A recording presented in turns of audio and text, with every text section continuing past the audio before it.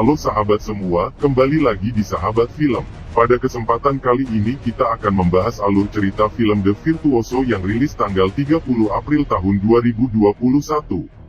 Tanpa berlama-lama lagi, berikut alur cerita filmnya.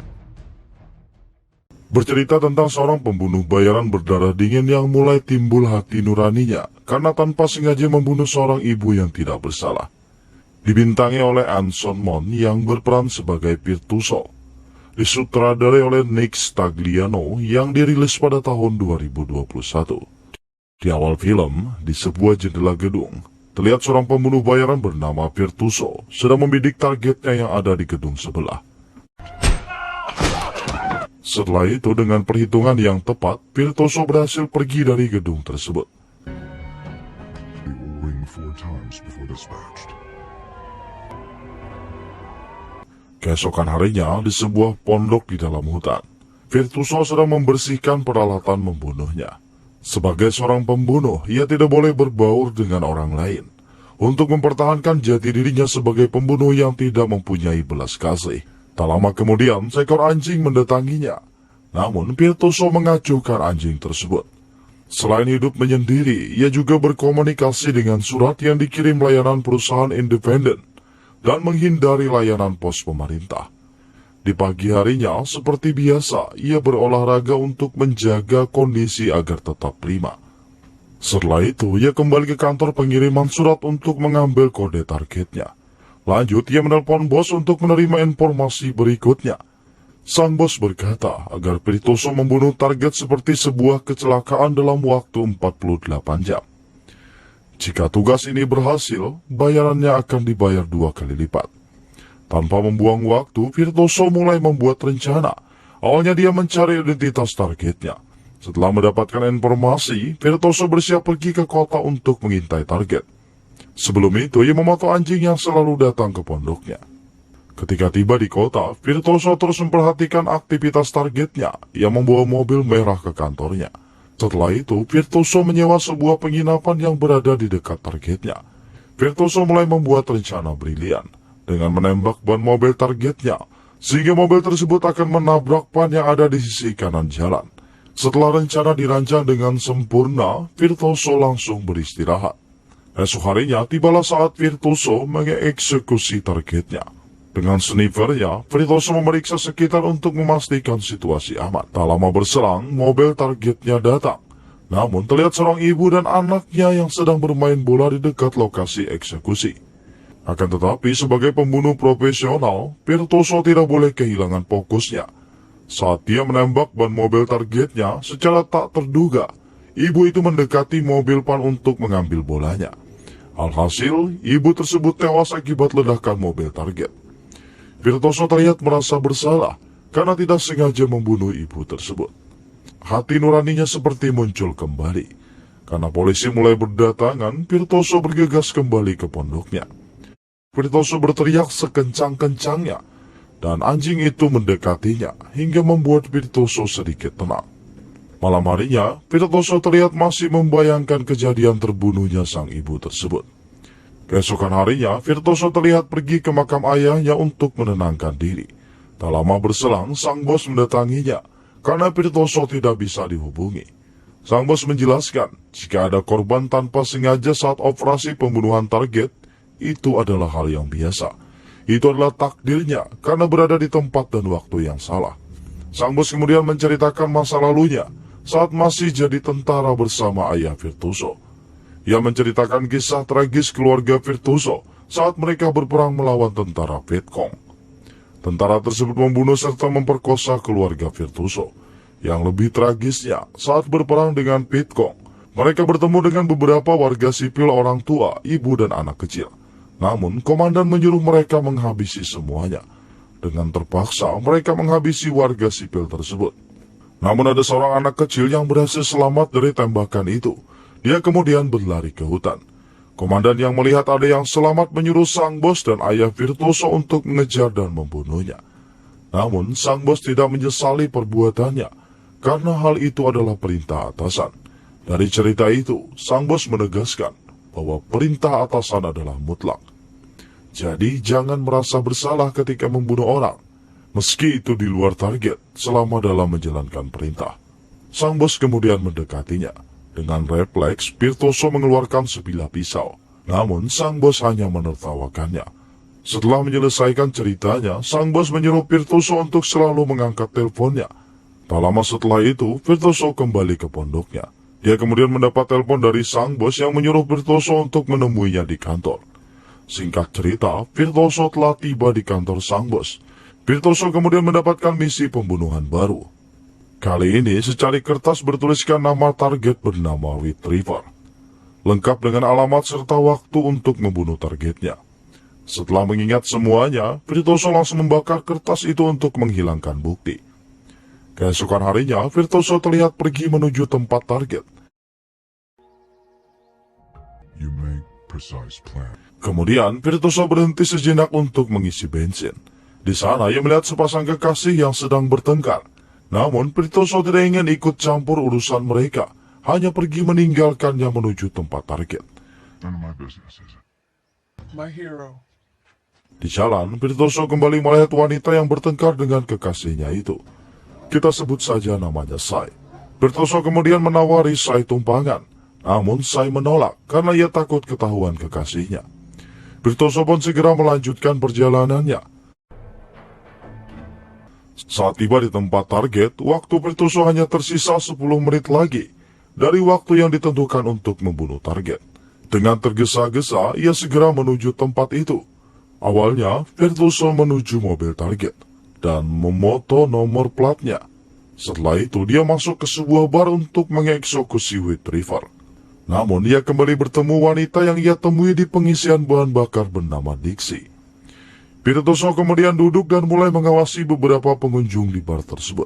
Ia mulai menganalisis siapa Retriever di antara para pengunjung bar. Lewat sebuah aplikasi smartphone, dia mencari data pemilik mobil lewat foto plat nomor.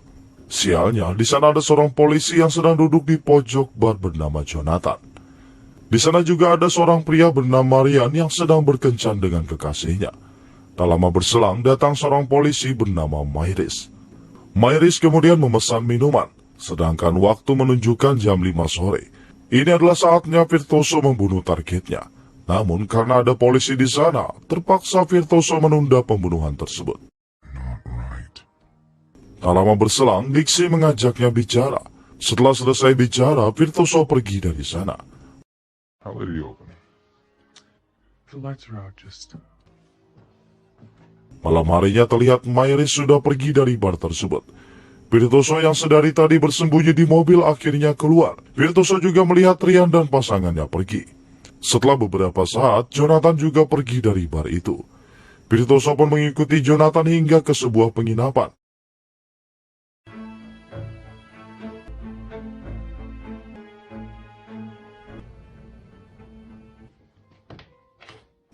Saat Virtuoso mengambil air untuk minum, tiba-tiba penjaga penginapan itu datang.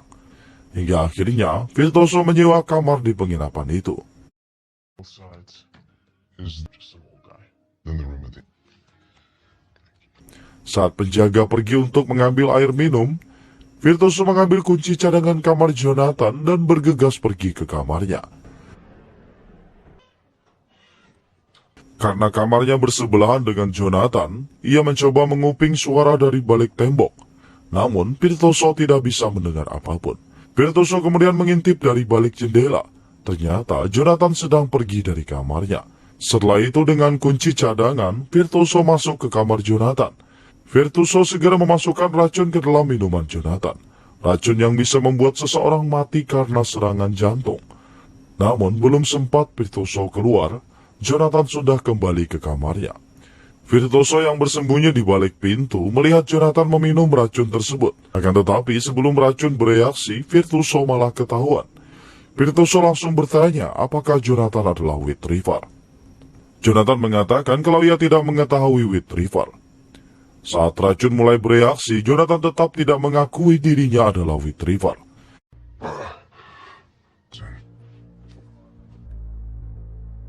He was already on borrowed time.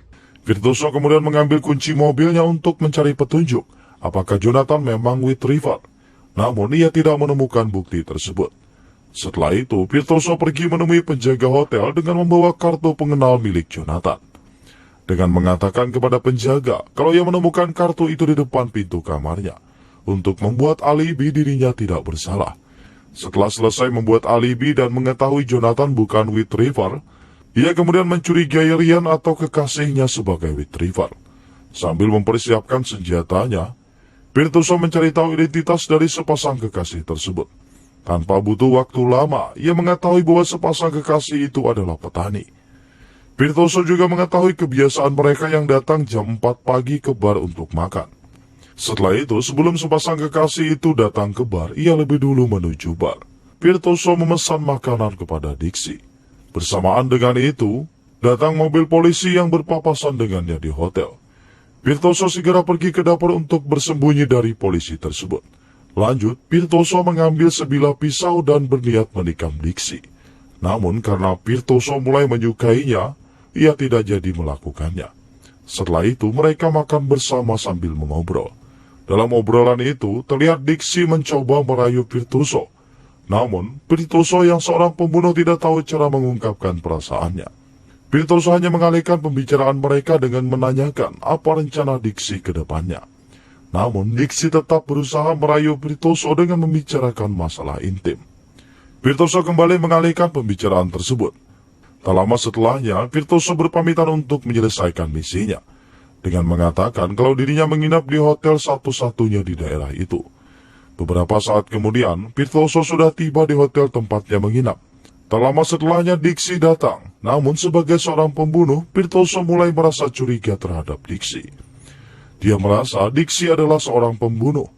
Virtuoso langsung menanyakan identitas Retriever. Karena Dixie tidak menjawab, Virtuoso terus menanyakan siapa Dixie sebenarnya. Sedangkan Dixie terus mengelak dari tuduhan Virtuoso. Karena di luar sedang turun salju, Virtuoso akhirnya mempersilahkan Dixie menginap di kamarnya. Until the snow stops. No funny stuff. Saat waktu menunjukkan hampir jam 1 malam, Virtuoso segera pergi menuju rumah pasangan petani tersebut. Ketika tiba di sana, Virtuoso mengambil beberapa senjata di bagasi mobilnya. Berdasarkan pengalamannya, rumah di pedesaan jarang memiliki anjing penjaga. Juga tidak semua pintu dikunci. Hal tersebut membuat aksinya menjadi lebih mudah. Virtuoso kemudian masuk lewat pintu samping yang tidak dikunci. Lanjut ia naik ke lantai atas rumahnya.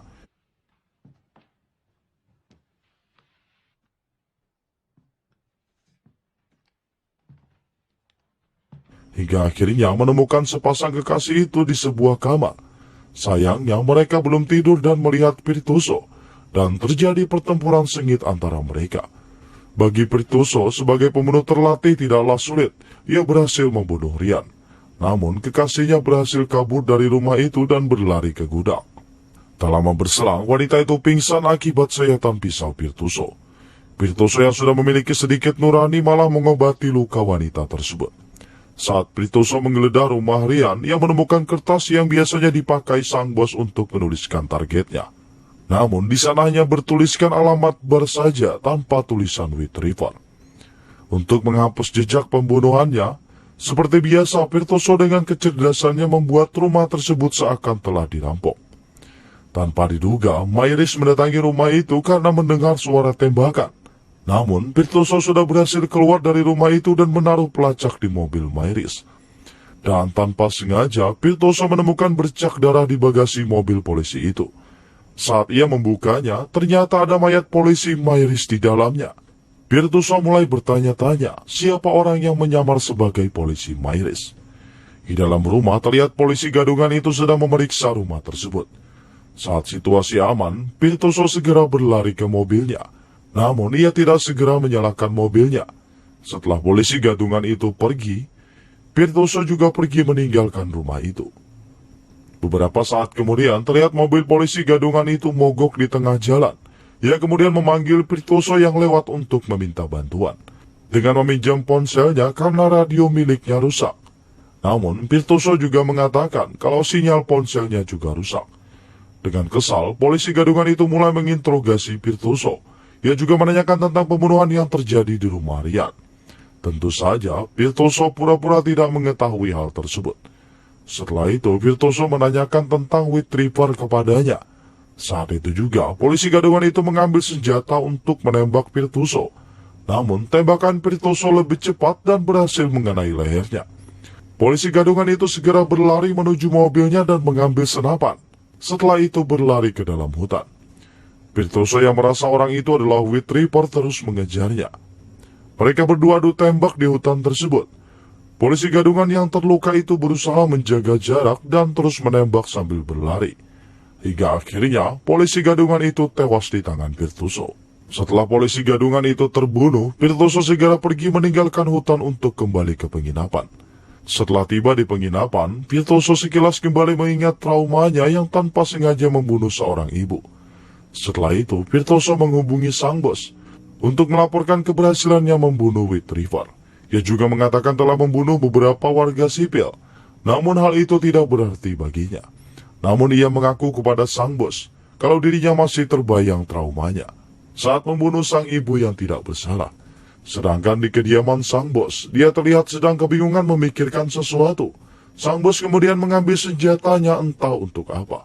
Sedangkan Virtuoso yang sudah masuk ke kamarnya, melihat Dixie yang sudah terbangun dari tidurnya. Dan selanjutnya, maaf adegan ini disensor. Setelah itu, Dixie pergi ke kamar mandi. Di sana Virtuoso melihat tanda pengenal Dixie yang ada di tasnya. Ternyata nama asli Dixie adalah Rios. Virtuoso kembali mengingat saat mereka bertemu di bar. Mulai dari polisi yang menyamar, hingga Dixie yang mengikutinya sampai ke hotel. Ternyata semua orang yang ada di bar adalah pembunuh bayaran. Setelah itu, Dixie kembali dengan menodongkan senjata. Dixie mulai membeberkan rencana pembunuhan Virtuoso. Untuk menyamar sebagai pegawai bar, Dixie membunuh beberapa pegawai di bar dan membuang mayatnya di ruang bawah tanah. Kemudian pembunuh harian datang dan merayu seorang perempuan. Setelah itu Jonathan juga datang. Mereka berkumpul untuk menunggu kehadiran sang Retriever. Tak lama setelah itu Virtuoso juga datang, disusul dengan kedatangan polisi gadungan. Mereka semua adalah pembunuh bayaran yang tidak mengetahui siapa Retriever. Ternyata setelah semua kejadian tersebut, sang Retriever itu adalah Virtuoso sendiri. Dan yang lebih mengejutkan, orang yang mengirim semua pembunuh bayaran untuk mengincar Virtuoso adalah sang bos sendiri. Virtuoso yang sudah mengetahui semuanya akhirnya membiarkan Dixie untuk membunuhnya. Namun ia berpesan agar Dixie mendatangi pondoknya di tengah hutan. Setelah itu Dixie menembak Virtuoso hingga tewas.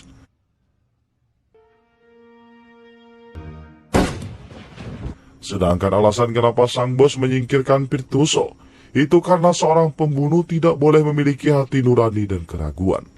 Setelah itu, Dixie menelpon sang bos untuk melaporkan keberhasilannya membunuh Retriever. Kemudian Dixie pergi menuju kabin Virtuoso di tengah hutan. Dan dia menemukan seekor anjing yang masih menunggu di sana.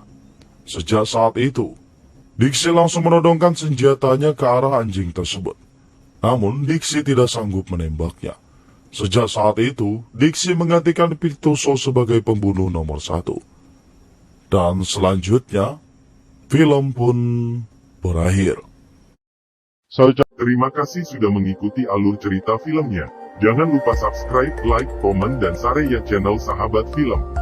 Sampai jumpa lagi di video berikutnya.